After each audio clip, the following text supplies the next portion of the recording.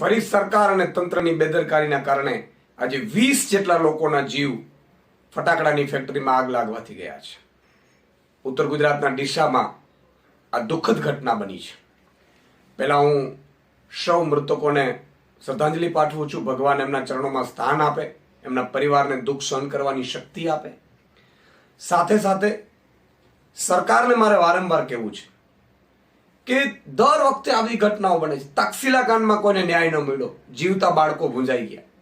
હરણી કાંડ જુઓ તમે મોરબી બ્રિજ કાંડ જુઓ, તમે રાજકોટનો અગ્નિકાંડ જુઓ, તમે કેટલા અગ્નિકાંડો કરશો? માનવ જીવનની કિંમત છે કે નથી? મુખ્યમંત્રીઓ, મંત્રીઓ અને તંત્ર કરો છો શું તમે ગુજરાતને ચલાવવા માટે?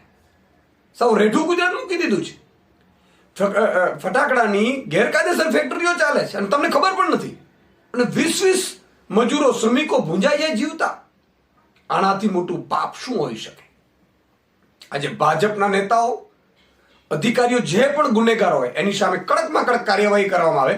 અને તમારી તાકાત હોય તો ત્યાં બુલડોઝર જાય. હવે બુલડોઝર વાળા તમે બહુ છો. આજે શ્રમિકો, મજૂરોની કોઈ જાનની વેલ્યુ નથી, જીવનો કોઈ વેલ્યુ નથી રહ્યો ગુજરાતમાં. ખૂબ જ દુઃખદ ઘટના બની છે. અને ભૂપેન્દ્ર પટેલમાં થોડી પણ જો શહેર શરમ બચી હોય તો આ તમામ મૃતકોના પરિવારજનને 1-1 કરોડ રૂપિયા સહાય આપે અને જે પણ ગુનેગારો છે એમની સામે કડક પગલાં લેવામાં આવે અને બીજી વાર આવી ઘટનાઓ ન બને. હવે અટકવાના નથી તમારાથી, મને ખબર છે.